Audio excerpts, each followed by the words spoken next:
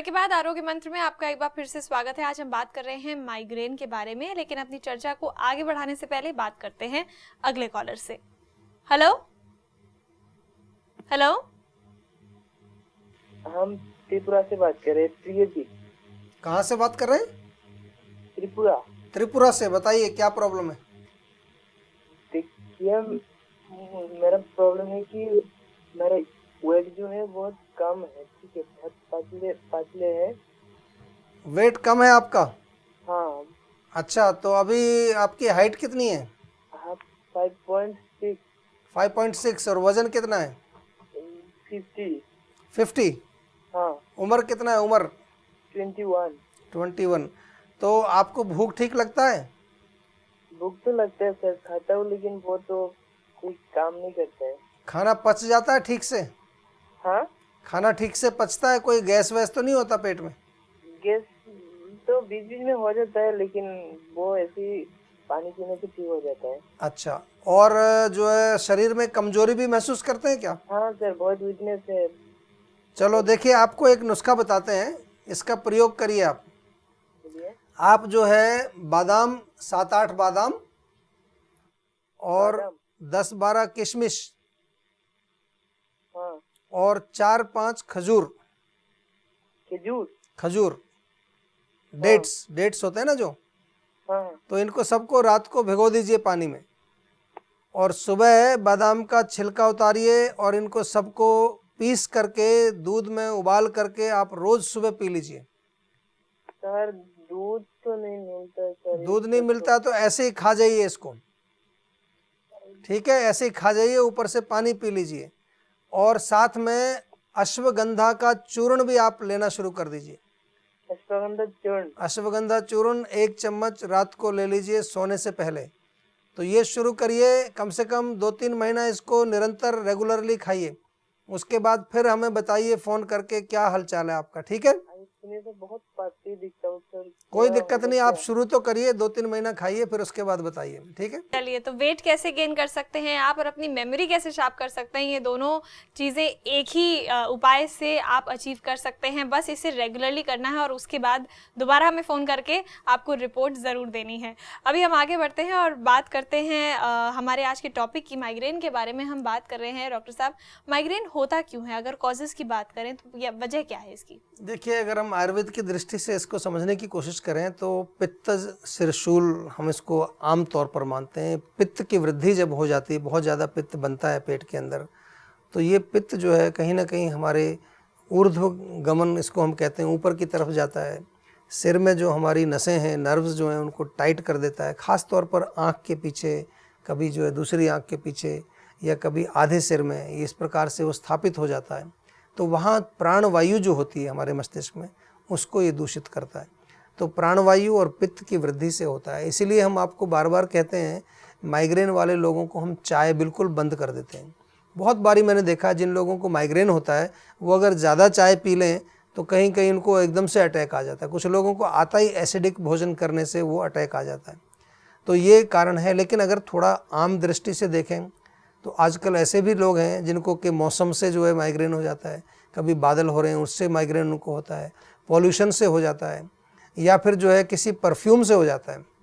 किसी किसी को किसी खास प्रकार की स्मेल जो है वो पसंद नहीं आती, उससे उनको माइग्रेन हो जाता है। या ऐसा भी देखने में आया है कि बहुत ज़्यादा मानसिक तनाव हो, बहुत ज़्यादा टेंशन हो, रात को जिनको नींद नहीं आती है, जो बहुत लेट से जो है लोग सोते हैं, उनको भी होता है। या कुछ ऐसा भी माना जाता है कि हार्मोनल इम्बैलेंस में, ख़ास तौर पर महिलाओं में जब मेनोपॉज का टाइम आता है, जब उनका मासिक धर्म बंद होने लगता है, तो उस समय कुछ हार्मोनल डिस्टर्बेंस होता है, उसकी वजह से अक्सर माइग्रेन हो जाता है। कुछ केमिकल इम्बैलेंस ब्रेन के अंदर हो जाए, उसकी वजह से भी माइग्रेन होता है। तो बहुत सारे कारण हैं, लेकिन अगर हम उसको सारे कारणों को समराइज़ कर दें और आयुर्वेदिक भाषा में समझने की कोशिश करें तो वात और पित्त, 2 चीज़ इसमें मुख्य रूप से हैं। इसलिए आपको ध्यान रखना है कि आप बहुत ज़्यादा गर्म चीज़ें ना खाएं, एसिडिक फूड कम खाएं, वातवर्धक चीज़ें बहुत ज़्यादा रूखी सूखी, बहुत ज़्यादा ठंडी, बहुत ज़्यादा जो वायु कारक जो चीज़ें, उनका सेवन भी आप कम करें। और मुख्य रूप से थोड़ा सा जो है माइंड को रिलैक्स रखने की कोशिश करेंगे। तो जितना आप इन चीज़ों पर गौर करेंगे आपका माइग्रेन और कम से कम बढ़ेगा नहीं। जी। लेकिन ये केवल ऐसे उपचार से ठीक नहीं होगा, इसमें आपको डेफिनेटली जो है कुछ ना कुछ औषधि तो खानी ही पड़ेगी, और औषधि भी लंबे समय तक खानी पड़ेगी, ये मैं आपको पहले बता दूं। क्योंकि कुछ लोगों का क्या होता है कि वो समझते हैं कि भाई अभी दवाई मिली है तो तुरंत आराम आ जाए। कई बार हमने देखा है, हमारे यहाँ पर काफ़ी हम इसका एक रिसर्च करते हैं, माइग्रेन के ऊपर काफ़ी हमने काम भी किया है, काफ़ी डेटा इकट्ठा किया है। उसमें हमने देखा है कि कई बार तो 3-3 महीने तक पेशेंट को कुछ भी नहीं होता, 3 महीने दवाई वो लगातार खाते रहते हैं, उनको कुछ फ़र्क नहीं पड़ता है। लेकिन 3 महीने के बाद वो कहते हैं जी अब थोड़ा दर्द में कमी आई है, अब दर्द की जो फ्रीक्वेंसी थी वो काफ़ी कम हो गई है। तो इसलिए थोड़ा सा जब आयुर्वेदिक उपचार आप लें हमारे यहाँ से, उसको कुछ दिन कंटिन्यू करिए, 3 महीना तो ज़रूर खाइए, और परहेज़ के साथ।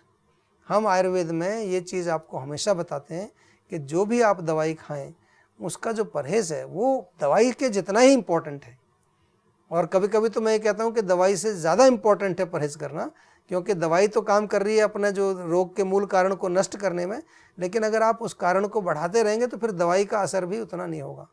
और अगर कारण को हम हटा देंगे तो कम से कम जो है 20-25% तो आपका रोग ऐसे ही ठीक हो जाएगा, बिना दवाई के भी ठीक हो जाएगा 20-25% तो, अगर आप कारण को हटाएंगे।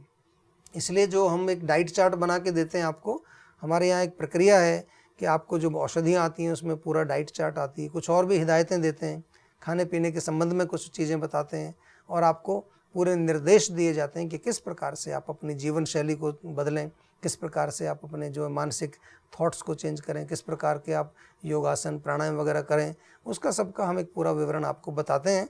इसके लिए बहुत ज़रूरी है उन सबको फॉलो करना, क्योंकि वो फॉलो करने से ही आपको पूर्ण रूप से उसका उपचार रोग का होता है। तो माइग्रेन के रोगियों से मैं फिर एक बार कहूँगा कि निराश ना हो, कोई परेशानी की बात नहीं है। रोग तो है, डेफिनेटली मुश्किल रोग है, कठिन रोग है, लेकिन इलाज हो जाएगा अगर आप चाहेंगे तो। केवल आप अगर इस चीज़ पर निर्भर रहेंगे कि भाई मैं एक गोली खा लूँ और बस मेरा काम चल जाए, तो वो फिर ऐसे ही चलता रहेगा, रूट कॉज आपके अंदर बैठा रहेगा, और वो रूट कॉज कुछ और भी बीमारियों को ओवर द टाइम पीरियड आपके अंदर पैदा कर देगा। बिल्कुल, तो जीवा में आपको मिलती है पर्सनलाइज्ड चिकित्सा, यानी आपकी जो परेशानी है उसको आप जीवा के डॉक्टर्स को बताइए, और ये जानने की कोशिश की जाएगी कि उसके कॉजेज़ क्या हैं, किस वजह से आपको वो परेशानी हो रही है, चाहे वो माइग्रेन हो या फिर कोई भी परेशानी हो, और उसके बाद उसके रूट कॉज को ख़त्म किया जाएगा ताकि वो जो परेशानी है वो जड़ से ख़त्म की जा सके। इसी नोट पर फिलहाल हम लेंगे एक छोटा सा ब्रेक। हमारा हेल्पलाइन नंबर लगातार आपकी टीवी स्क्रीन पर फ्लैश कर रहा है, ये हेल्पलाइन नंबर है जिससे आप हमें कॉन्टैक्ट कर सकते हैं इस शो के दौरान भी और इस शो के बाद भी। नंबर है 0129 40 40 40 4। हम जल्द लौटते हैं इस ब्रेक के बाद।